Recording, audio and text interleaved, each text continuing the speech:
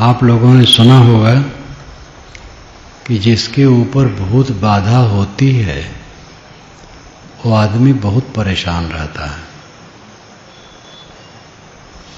यहां तक कि पूरे परिवार पर भूत बाधा आ जाती है। उसके घर में समय समय से आग लग जाती है। दही जमाया है तो वहां दही नहीं रहता है, खराब चीज रहती है। बॉक्स में कपड़े रखे हैं, वो अंदर अंदर जलने लगता है और कहीं कुछ होता है, कहीं कुछ होता है। भूत बाधा से पूरा परिवार पीड़ित रहता है। ये पूरा का पूरा धोखा है। भूत बाधा कहीं है ही नहीं। ऐसे भूत प्रेत कहीं नहीं है कि किसी घर में आके आग लगावें या बेकार का काम कर दें। लेकिन यह सच है कि हर आदमी के ऊपर भूत बाधा है। भूत नाम बीता हुआ समय, बीते हुए समय की घटनाएं अस्मृत रूप में, राग और द्वेष के रूप में मनुष्य के चित्त को प्रभावित करती है। ये भूत बाधा है जो वैज्ञानिक है, मनोगत है और तथ्य है। उसमें तो कहते हैं कि अमुक आदमी के ऊपर भूत बाधा है। अमुक आदमी पर नहीं, सब नर नारियों पर भूत बाधा है। भूत प्रेत झूठे हैं। जिसको लोग भूत बाधा मानता है वो बिल्कुल झूठ है, मन का वहम है। जीव शरीर छोड़ता है तो संस्काराधीन फिर से देह धारता है। कुछ लोग मानते हैं कि जब शरीर छोड़ता है तो बीच में वो सपने की तरह देखता है, जब तक फिर से देह नहीं धर लेता है। सपने की तरह सब देखता रहता है। जो खराब स्वभाव के लोग हैं वे नरक देखते हैं और जो अच्छे स्वभाव के लोग हैं वो स्वर्ग देखते हैं। स्वर्ग नरक कहीं नहीं है, किंतु उनका मन नरक और स्वर्ग बना रहता है। जब तक वो देह नहीं धरते हैं तब तक मन के स्वर्ग और नरक में पड़े रहते हैं। लेकिन ये बात सच नहीं। जब जीव शरीर छोड़ता है तो शरीर इंद्रिय का संबंध नहीं रहता है, मन का भी संबंध उस ढंग से नहीं रहता है। मन बीज रूप में रहता है और वहां पर कोई अस्मृत, कोई संस्कार नहीं रहता है। संस्कार बीज रूप में रहते हैं। जब वो देह धर लेता है तब फिर संस्कार उदय होते हैं। इसलिए देह के अभाव काल में बीच में स्मरण करता हो, सोचता हो, ऐसा कुछ नहीं। भूत बात करते हैं। लोग कहते हैं कि कुछ लोगों का विचार है कि शरीर में जब आदमी का मन कमजोर होता है या गलतियां होती हैं तो आत्मा उसमें से सिमटने लगती है, तो कुछ अंगों से वो सिमट जाती है। वहां आत्मा से खाली हो जाता है, तो वहां दूसरा आत्मा प्रवेश कर सकता है। जो प्रेत हैं वो उसमें प्रवेश कर जाते हैं और वे फिर तकलीफ देते हैं। ये सब बकवास है। आत्मा न सिमट जाती है न फैल जाती है।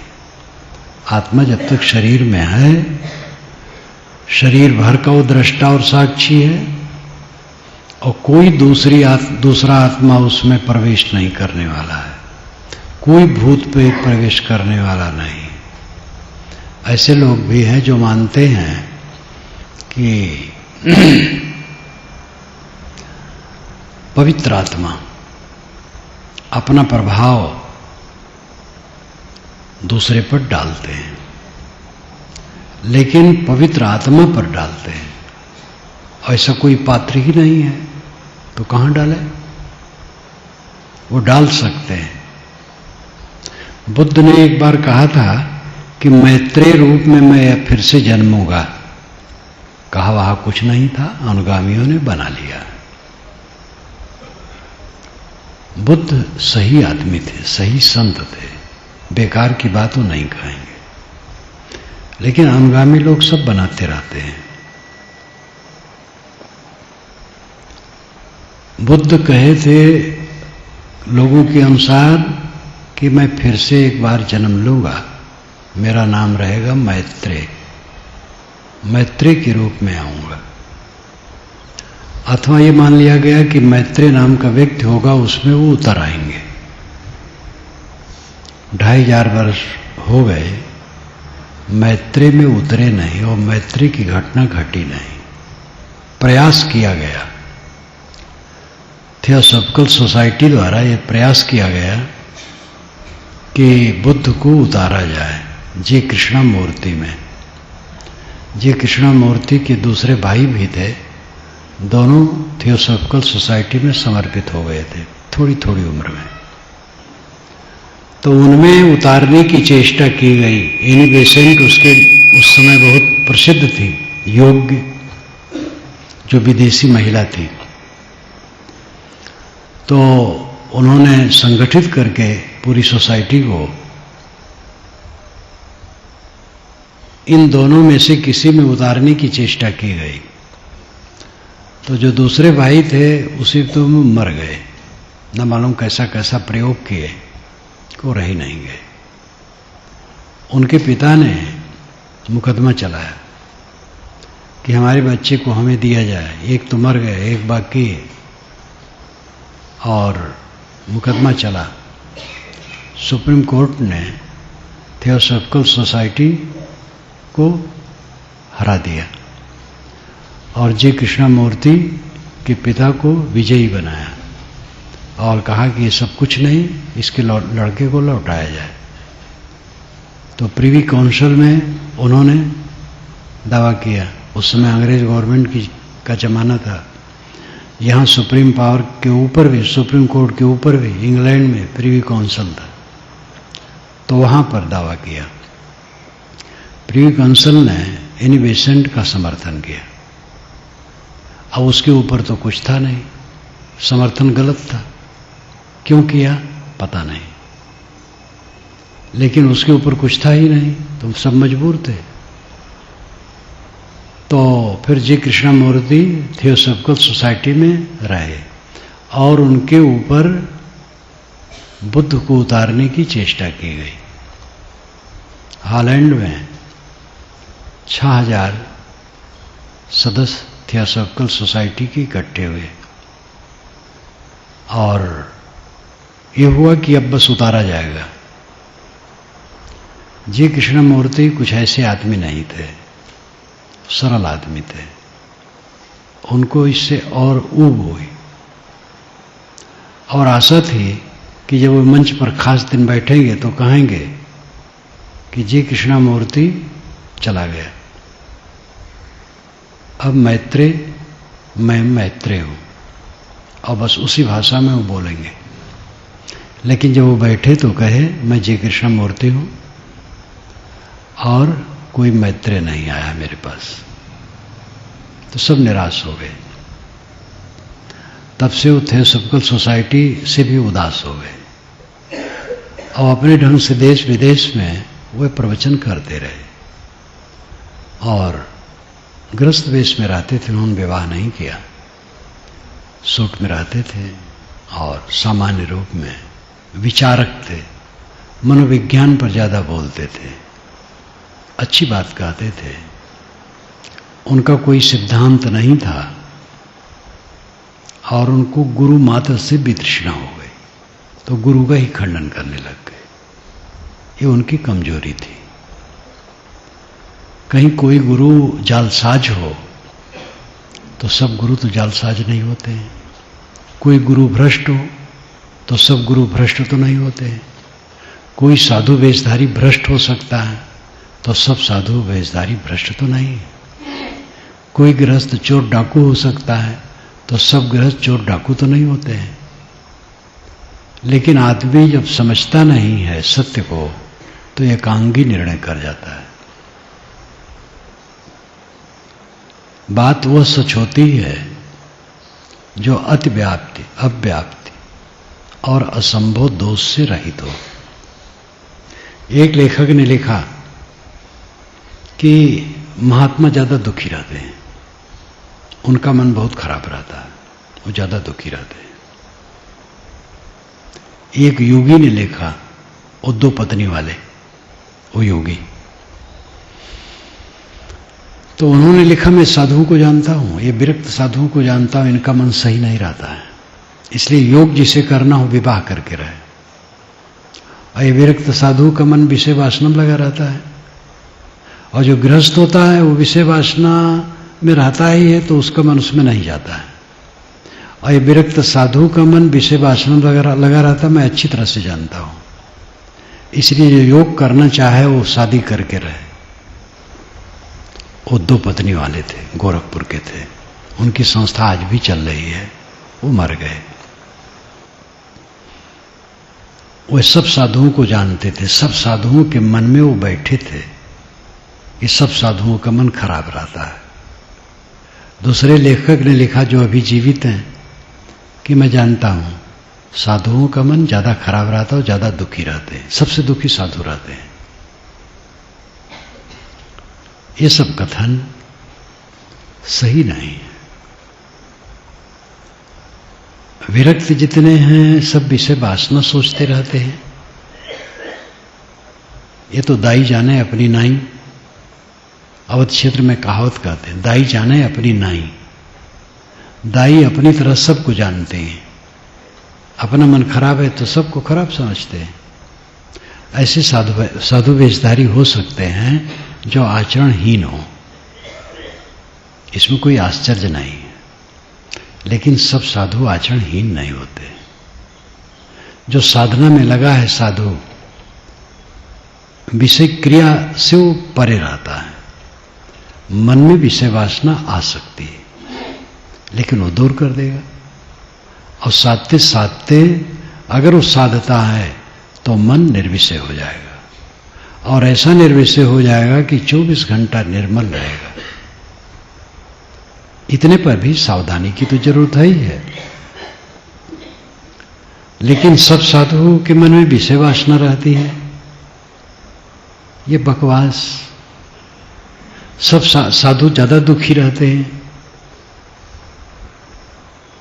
साधु ज्यादा क्यों दुखी रहेंगे? साधुता जिसमें पूरी हो जाएगी वो दुख से मुक्त रहेगा। ये ठीक है कि साधुता कपड़े में नहीं, साधुता साधना में है। कपड़ा तो पहना जाता है, तो जो घर छोड़ करके विरक्त हो जाते हैं उनका अलग कपड़ा हो जाता है, उसकी पहचान भी होती है और उनके कपड़ा में सरलता रहती है।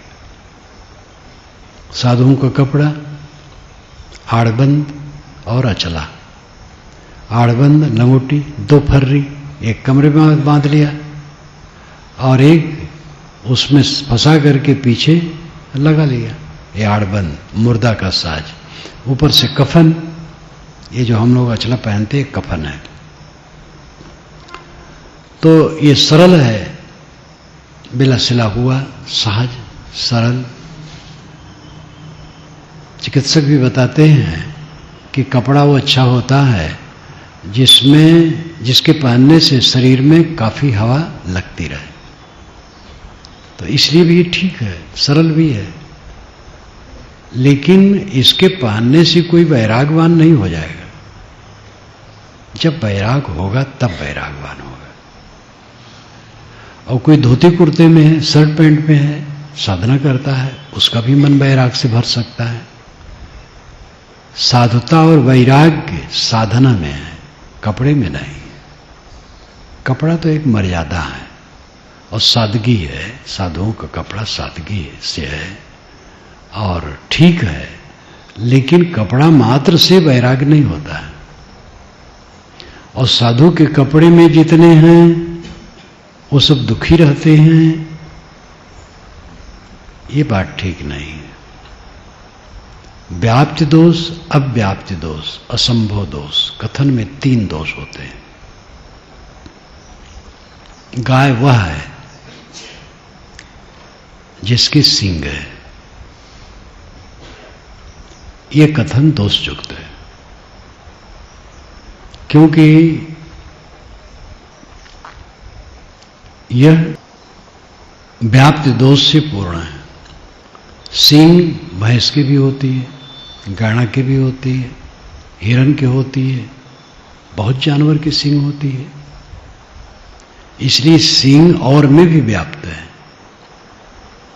तो व्याप्ति दोष है। अव्याप्ति दोष, गाय वह है जो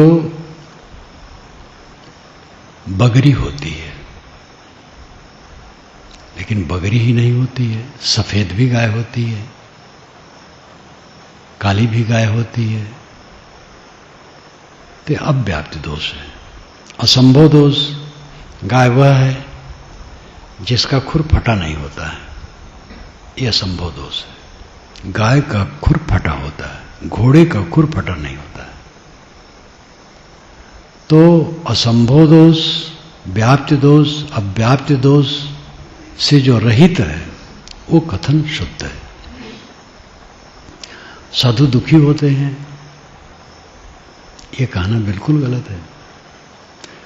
कोई साधु होगा दुखी होगा, साधु वेश है, और दुखी सुखी होने का भी अस्तर है। साधु है, साधना करता है, पूरी चित्त की निर्मलता अभी नहीं है, तो आंशिक दुखी रहेगा, लेकिन वो पापी नहीं है, बुरा नहीं है। अगर साधना करता है तो किसी दिन ऐसा हो जाएगा कि दुख से मुक्त हो जाएगा। पूर्ण सुखी वो होता है, पूर्ण सुखी वो होता है जिसका मन पूरा निर्मल होता है। पूरी निर्मलता सुख का कारण है, और सब पर भूत बाधा है, सब भूत बाधा से ग्रस्त हैं। भूत नाम बीता हुआ समय, बीते हुए समय में कहीं मेरा सम्मान हुआ था और कहीं अपमान हुआ था। ये दोनों संस्कार हैं, दोनों में जब याद आएगा जो, उसको लेकर के आदमी ग्रस्त हो जाएगा। सम्मान हुआ था तो उसमें पुलकित होता रहेगा उसको याद करके, और बहुत देर तक उसी में डूबा रहेगा, उसी पुलकाव में, और उस पुलकाव में नई नई कल्पनाएं जोड़ जोड़ करके मनोराज्य में भटकता रहेगा। कहीं मेरा अपमान हुआ था, भरी सभा में अपमान हुआ था, जिन्होंने अपमान किया था बात याद आ गई, मन उत्तेजित हो गया। हम आज हैं लेकिन पीछे चले गए 10 वर्ष पीछे, 20 वर्ष पीछे। जब अपमान हुआ था उतनी दूर चले गए। अंदर अंदर पीड़ित हैं, कलह कर रहे हैं, मन ही मन में युद्ध कर रहे हैं, तर्क कर रहे हैं, फटकार रहे हैं, गरिया रहे हैं। ये भूत बाधा है। अनुकूल प्रतिकूल दोनों में भूत बाधा है। इस भूत बाधा को हटाओ। बैगा इसमें झाड़ नहीं पाएगा, गुरु बैगा है, इसके लिए वो बता रहे हैं, ही झाड़ रहे हैं, स्वयं आपको झाड़ना पड़ेगा। और बाहरी भूत को झाड़ने वाला तो बैगा सीधे झाड़ देता है। आपके ऊपर भूत है तो बैगा आएगा, वो झाड़ेगा और भूत उतर जाएगा, क्योंकि भूत है ही नहीं है, आपको भ्रम है, तो झाड़ेगा, अब लगेगा हाँ झड़ गया है। तो भूत प्रेत तो बिल्कुल झूठे हैं, लेकिन ये भूत झूठा नहीं है। बीती हुई घटनाओं के संस्कारों का दबाव, ये भयंकर भूत बाधा है। इस भूत बाधा को दूर करो। बीता हुआ मर चुका है, वो कभी लौटने वाला नहीं। मेरा दुश्मन और मेरा मित्र कोई नहीं है। सम्मान करने वाला मेरा मित्र नहीं है, अपमान करने वाला मेरा शत्रु नहीं है। दोनों आदमी हैं। मेरा शत्रु तो मेरे अंदर है, शत्रु शत्रु नहीं है। शत्रु नुकसान नहीं कर सकता है, मेरे अंदर का शत्रु नुकसान करता है, जो मेरे विकार हैं मन के, उस भयंकर शत्रु है। किसी ने कट कह दिया, बरसों खटक रहा है मन में, अब अंदर अंदर मन रुला रहा है, वो खटक नहीं रहा है। पवित्र बिस्तर पर बैठे हैं, साफ कपड़े ओढ़े हैं, कमरा भी साफ है, सब साफ है, लेकिन मन ले गया, गंदी नाली में गिरा दिया, और उससे कोई दुख नहीं है। समझ ही नहीं पा रहे हैं, सांप है, भयंकर सांप है, काला सर्प शरीर में खाइन सब जग छाए, बिरले तेजन बाजे रामे बजे बिचारे। ये बीजक की साखी है। साहब कहते हैं सबके शरीर में काला सर्प है और झार झारा सबको खा रहा है, खाइन सब जग झारी। झार नाम बिल्कुल पूरा का पूरा, सबके अंदर में काला सर्प है। काला सर्प कौन है? कामना और अहंकार। इसके दो पहलू हैं, एक तरफ कामना, एक तरफ अहंकार, दोनों मिल करके काला सर्प है, ये सबको खा रहा है। बिरले ते जन बाचे हैं, वही जन बिरले हैं जो बचेंगे, राम ही भजे विचार, विचार करके जो राम भजन करेगा। राम भजन आत्मशोधन है। सारे शब्द सत्य को बताने चलते हैं, लेकिन वो पंगु हैं, सत्य को पूरा बता नहीं पाते हैं। इशारा करते हैं, संकेत करते हैं, महर्मी से उसको समझने की जरूरत है। शब्दों में अटक जाएंगे तो कुछ नहीं पाएंगे। राम भजन का अर्थ बाहर कोई राम को पाना नहीं, कोई राम बाहर नहीं जो आपको मिले। आपका अंतस्थ जो सुस्वरूप है वही राम है। विचार पूर्वक जो आत्मचिंतन में लगेगा, आत्मशोधन में लगेगा, वो ये काले सांप से बचेगा। काला सर्प शरीर में खाइन सब जग जाए, बिरले तेजन बाचे रामे बजे बिचारे। ये काला सर्प का एक पहलू कामना, दूसरा पहलू अहंकार। ये अहंकार और कामना का सांप मुझे रात दिन डस रहा है, और वो प्यारा है, बड़ा प्रिय लगता है। विषय वासना मन में आई, बड़ी प्यारी लगती है। अब अपने नाम रूप गुण कर्म स्वभाव उपलब्धि का अहंकार बहुत प्यारा लगता है।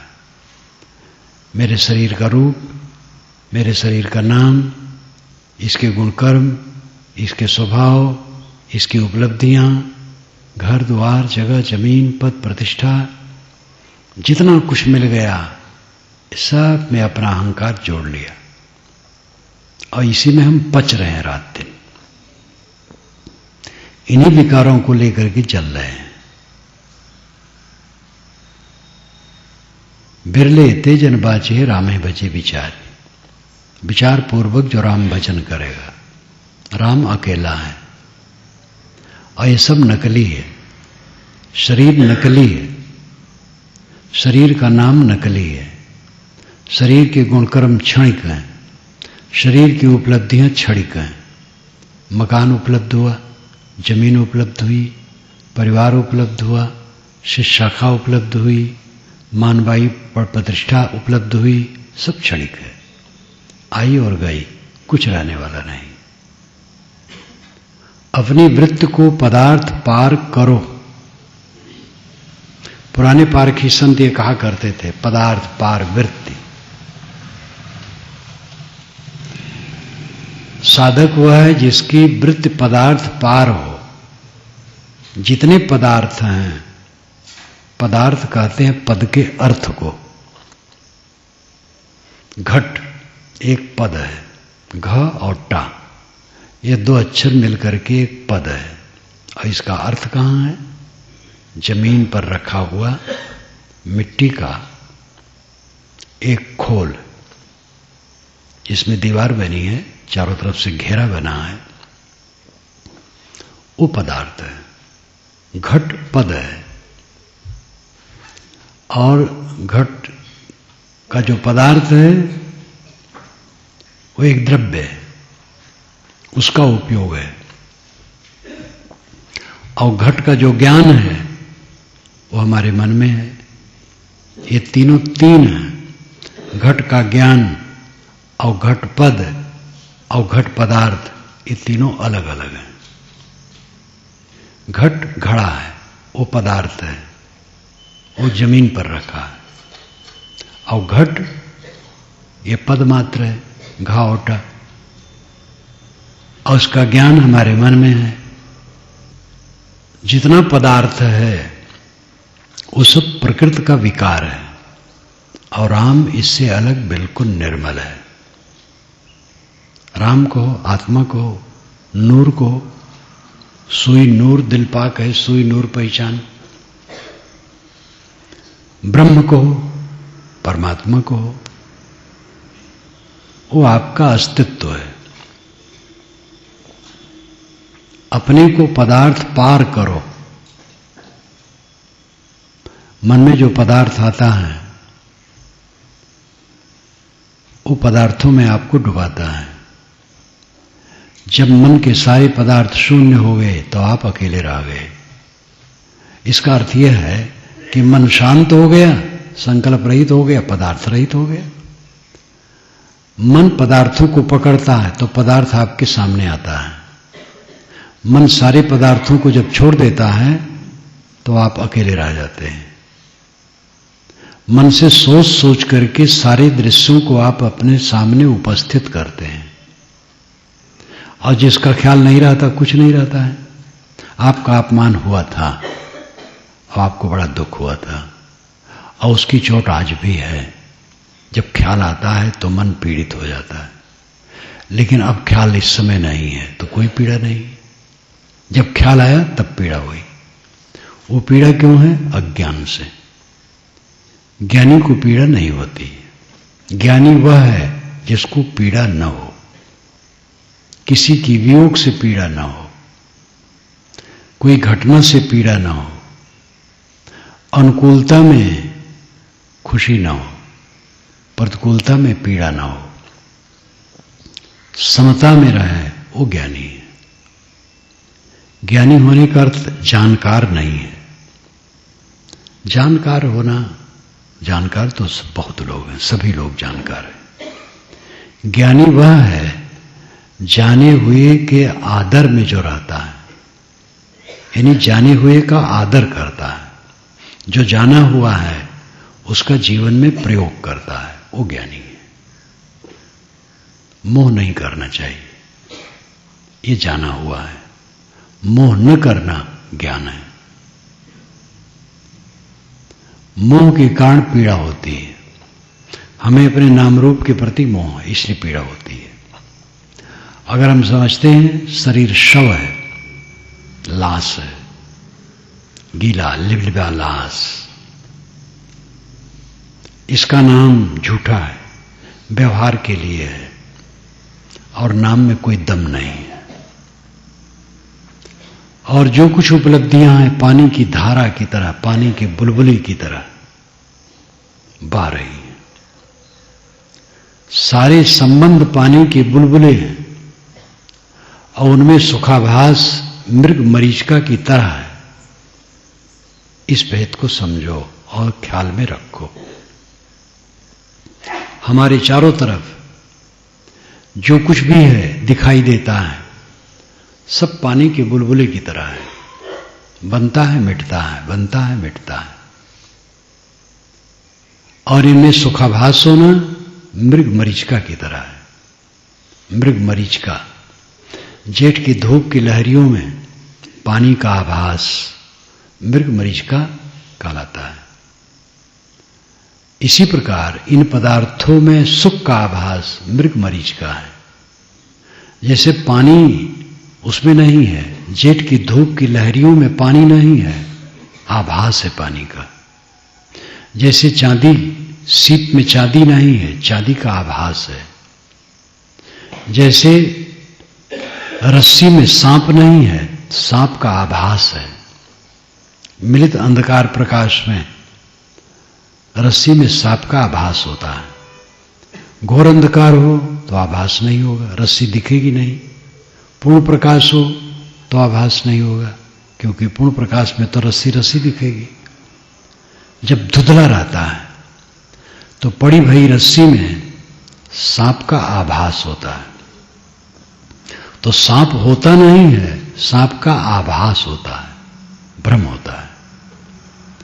ऐसे हमारे चारों तरफ जो कुछ फैला है, इसमें सुख नहीं है, सुख का आभास होता है। यह आभास क्यों होता है?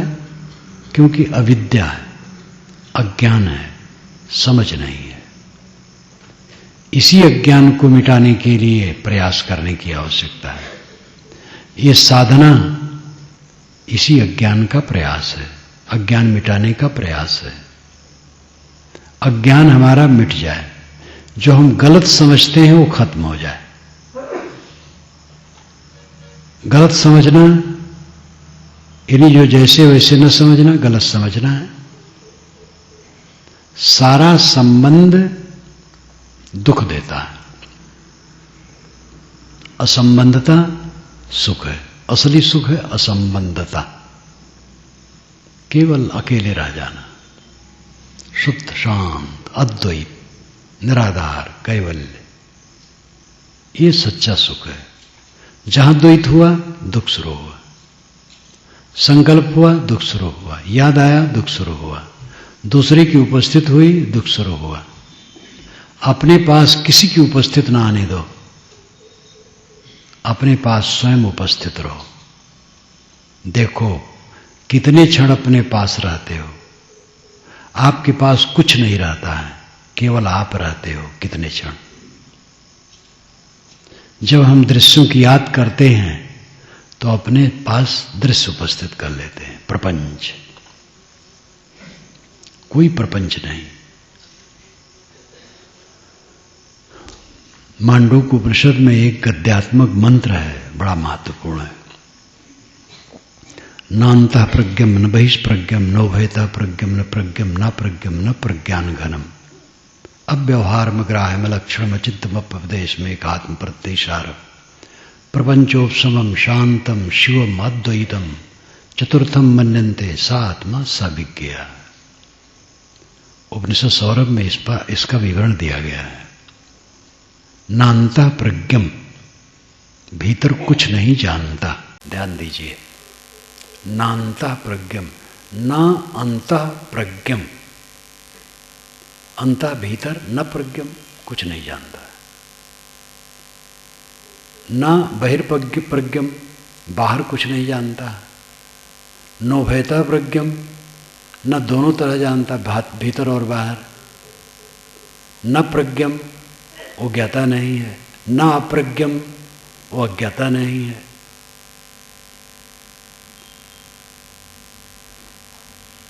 न प्रज्ञान घनम, न वो प्रज्ञान घन है, यानी बहुत कुछ जान रहा है। अव्यवहारम, अग्राह्यम, अलक्षणम, अचिंतम, अपवदेश, वो अव्यवहार है, वहां व्यवहार कुछ नहीं है। अव्यवहारम, अग्राह्यम, अग्राह्य है, पकड़ा नहीं जा सकता है। अव्यवहारम, अग्राह्यम, अलक्षणम, उसका बाहर से कोई लक्षण नहीं है। अव्यवहार, अग्राह्य, अलक्षण, अचिंतम, उसके लिए कुछ सोचा नहीं जा सकता है। अपवदेश, उसका उपदेश नहीं किया जा सकता है। एक आत्म प्रत्ययसारम, एक आत्म अस्तित्व मात्र रहता है। एक आत्म प्रत्ययसारम, एक आत्म प्रत्यय सारम। एक नाम अकेला, आत्म नाम स्वयं, प्रत्यय नाम बोध, सारम नाम सत्य। एक आत्म बोध सत्य रहता है। प्रपंचोपशमम, वहाँ प्रपंच का उपशमन रहता है। प्रपंच है मन, मन शांत रहता है। प्रपंचोपशमम शांतम, शांत रहता है। प्रपंचोपशमम शांतम शिवम, ये शिवत्व है, कल्याण है। प्रपंचोपशांतम शिवम अद्वैतम, अकेला है। ये जानने योग है। प्रपंचों सोम शांतम शिवम अद्वैतम चतुर्थम मन्यन्ते, ये चतुर्थ अवस्था है। एक जागृत है, एक स्वप्न है, एक सुसुप्ति है। इन तीनों से हट करके एक चौथी अवस्था यह है ज्ञान की, जो जानने योग्य। चतुर्थम मन्यन्ते स आत्मा, ये आत्मा है। सविज्ञेयम, ये जानने योग्य है। ये गद्य मंत्र है मांडूक्य उपनिषद में और बहुत महत्वपूर्ण है। इसमें शब्दों का घटाटोप बहुत ज़्यादा है और ऐसे कह देने से लोग नहीं समझ पाते। अर्थ यह है कि भीतर वो कुछ नहीं जानता है, क्योंकि उसके भीतर कुछ नहीं है, वो खुद है, तो भीतर और क्या जानेगा। बाहर कुछ नहीं जानता है, क्योंकि बाहर का संकल्प तो छोड़ ही दिया है। नोभयतः प्रज्ञम, इसलिए बाहर भीतर कुछ नहीं जानता, दोनों तरह।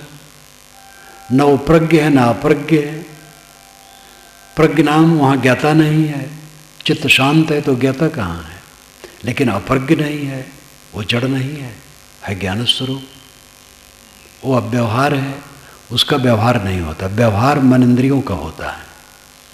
अग्राह्य है, बाहर से उसको कोई नहीं पकड़ सकता है। अलक्षण है, बाहर उसका लक्षण नहीं होता है। किसी का मन शांत है तो बाहर क्या लक्षण आप जानेंगे। अचिंतम, वहाँ चिंता ही नहीं है तो चिंता उसकी कैसे हो सकती है। अप्यपदेश, उसका उपदेश नहीं हो सकता है, क्योंकि पूर्ण शांति अवस्था का समाधि का उपदेश कैसे होगा।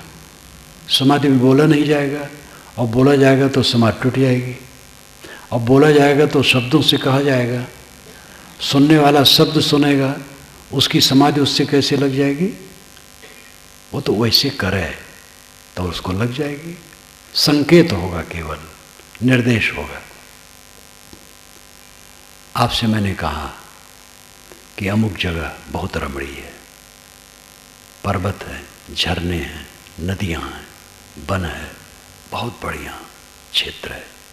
आपका मन खुश हो गया, लेकिन उसका अनुभव नहीं कर सकता है। जब आप वहां जाएं तब उसका अनुभव होगा। ऐसे शांति अवस्था का वर्णन जो किया गया वो शब्दों में है। वैसी स्थिति में पहुंच करके तब उसका अनुभव होगा। इसलिए अव्यपदेश, वो उपदेश उसका नहीं हो सकता है। एक आत्म प्रत्ययसारम, इस मंत्र में ये अंश बहुत महत्वपूर्ण है। एक आत्म प्रत्ययसारम, एक आत्म प्रत्ययसारम, ये चार पद मिलकर के ये बड़ा महत्वपूर्ण है। एक अकेला, आत्म स्वयं, प्रतिबोध, सारम सत्य। एक आत्मबोध ही सत्य है, जो प्रपंचोपशमम है। वहाँ मन प्रपंच नहीं है, शांतम है, शिवम है, अद्वैतम है। ये जागृत स्वप्न सुसुप्त तीनों अवस्थाओं से परे है, ज्ञान की अवस्था है। ये जानने योग्य है, इसको समझो। तो ये सारे शब्दों को हटा दो तो क्या है। संकल्प शांत हो गए, आप शांत, बस और कुछ नहीं है। संकल्प शांत हो गया, आप शांत है भी कहने की जरूरत नहीं। संकल्प शांत हो गए, बस हो गया, आप तो शांत है ही है। केवल चित्त को शांत करना है और चित्त के विकारों को धोना है। ये दो काम करना है। साधक इस पर ध्यान दे। इसमें गृहस्थ विरक्त स्त्री पुरुष का मतलब नहीं है, क्योंकि सब सुख चाहते हैं। साधु ही केवल सुख नहीं चाहते, गृहस्थ भी सुख चाहते हैं। और असली सुख है चित्त की निर्मलता और चित्त की शांति। भूख लगने पर थोड़ा सा भोजन मिल जाए और थोड़े कपड़े मिल जाएं और सोने की जगह थोड़ी मिल जाए और मन निर्मल और शांत रहे, इससे बड़ी उपलब्धि और कुछ नहीं है। और जब तक इसमें हमारी स्थिति न होगी तब तक हमारा बेड़ा पार नहीं होगा। अगर हम ऐश्वर्य चाहेंगे तो भटक गए, सम्मान चाहेंगे तो भटक गए, गुरु बनना चाहेंगे तो भटक गए, महंत बनना चाहेंगे तो भटक गए, मंत्री और सरपंच बनना चाहे तो भटक गए, कुछ बनना चाहेंगे तो भटक जाएंगे। हाँ, गृहस्थ लोग हैं, सरपंच बन जाएं, लोग चाहते हैं, उनका मन है बन जाएं, लेकिन सावधान रहें। सरपंच बनने से उनका लाभ नहीं, नुकसान के सिवा। सावधान रहें। एक जगह चुनाव था, कई खड़े थे, सब लोग हमसे आशीर्वाद मांगने आते थे। मैं कहता था परिश्रम करो, यही कहता परिश्रम करो। तो एक मेरे पास बैठा रहा भगत, कहा साहब आप सबको कहते परिश्रम करो, किसी को नहीं कहते जीत जाओगे। आशीर्वाद तो आप देते नहीं, जिसके लिए लोग आते हो आप देते ही नहीं हैं। तो मैंने कहा मैं ऐसा क्यों कहूँ, मैं कोई ऐसा कुछ हूँ कि कह दूँ जीत जाओ तो जीत जाएगा, ऐसा कुछ नहीं। मैं कहता हूँ परिश्रम करो बस।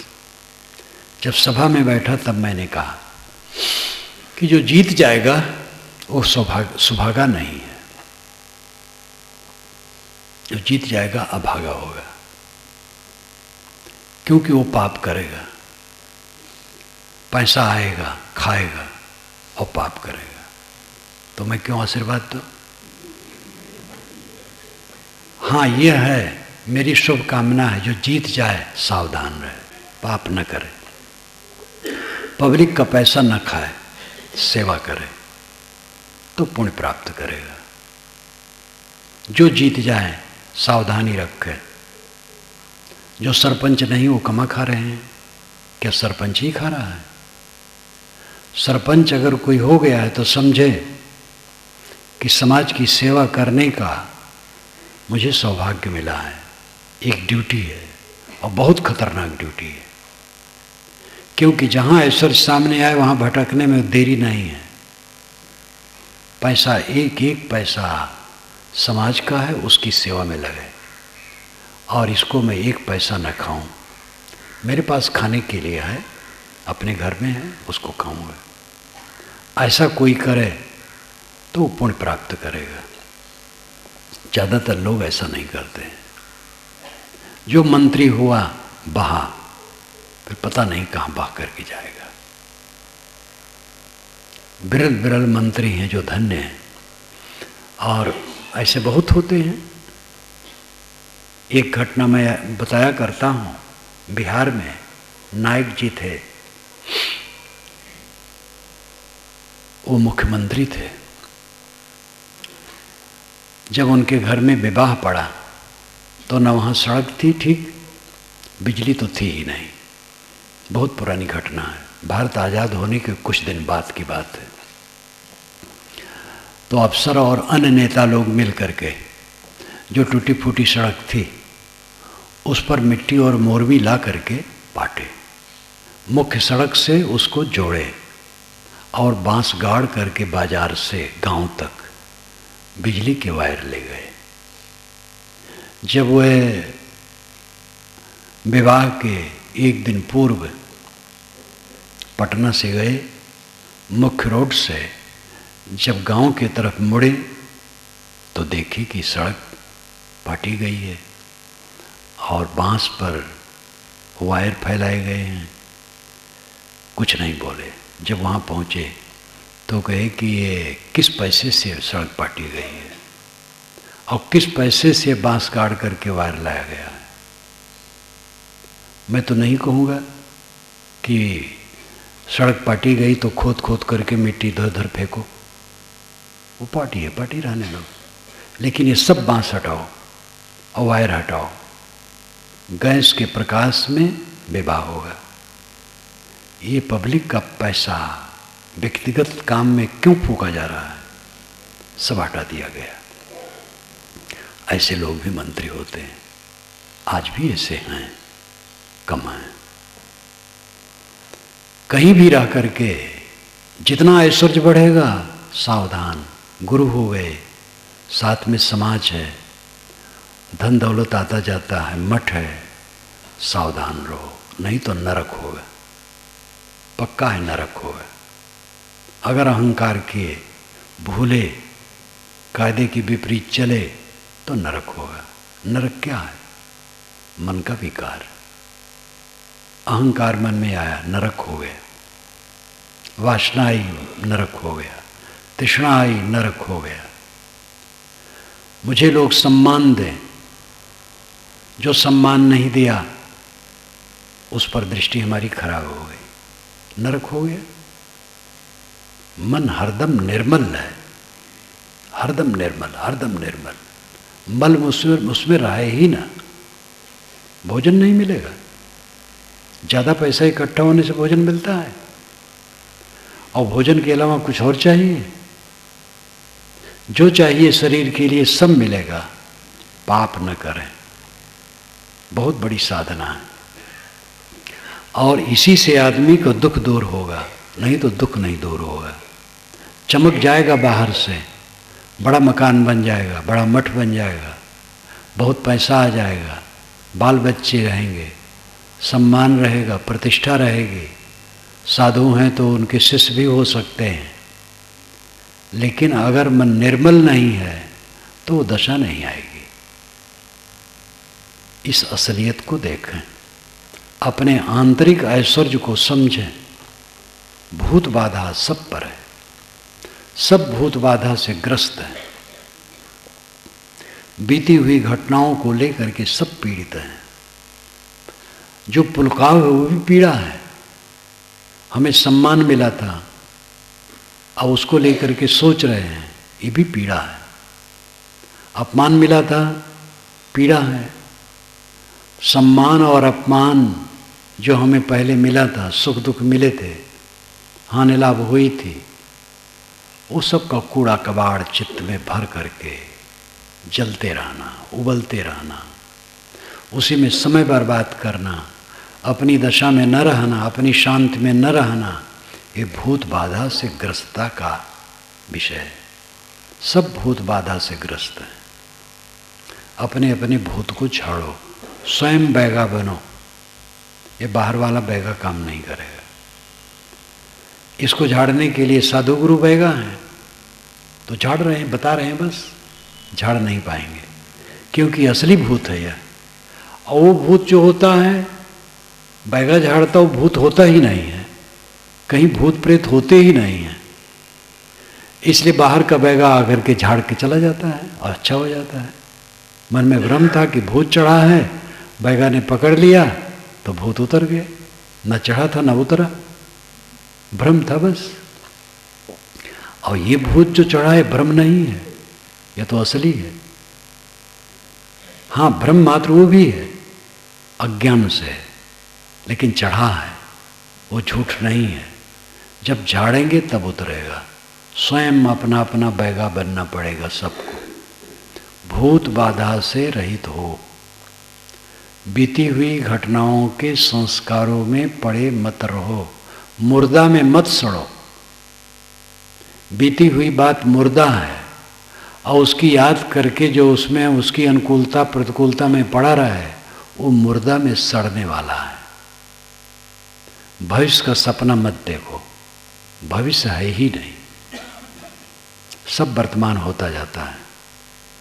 सारा भविष्य वर्तमान हो जाएगा। जो वर्तमान में ठीक है उसका भूत भविष्य सब सुधरा है। वर्तमान में चित्त निर्मल है तो पहले आपका मन कितना ही गंदा रहा हो, कोई मतलब नहीं। आज मन निर्मल है, बेड़ा पार हो गया, पहले का सब खत्म हो गया। अब आज अपना मन निर्मल है तो सारा भविष्य निर्मल रहेगा, क्योंकि सारा भविष्य आज होगा। आज शायद शनिवार है, रविवार भी आज होगा। जब रविवार आएगा तो आज ही रहेगा, तो सारा भविष्य आज हो जाएगा, वर्तमान हो जाएगा। वर्तमान केवल ठीक रखो, बस सब ठीक रहेगा। इसलिए अपनी अपनी शक्ति के अनुसार, योग्यता के अनुसार सब साधक इस काम में लगे। कोई हारे ना, घबराए ना। इसमें गृहस्थ है, विरक्त है, स्त्री है, पुरुष है, सामान्य है, विशेष है। बहुत दिनों से साधना में गृहस्थ विरक्त लगे हैं, वो विशेष हैं। अभी बिल्कुल नए नए हैं, वो सामान्य हैं। सबके लिए आशा की किरणें हैं, सबके सुधार का रास्ता है। काखा पढ़ करके तब कोई इनमें LLB, LT इत्यादि होता है, तुरंत नहीं होता है। सब अपनी अपनी दिशा में जहाँ जो हैं सही काम करें। ये दिमाग में रखो कि दुनिया की उपलब्धियाँ क्षणिक हैं, उनको लेकर के जीवन में पाप न हो।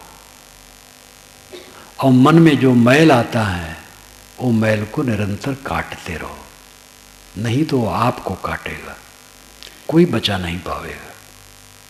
मरी मरी धोए दाग न छुटिए।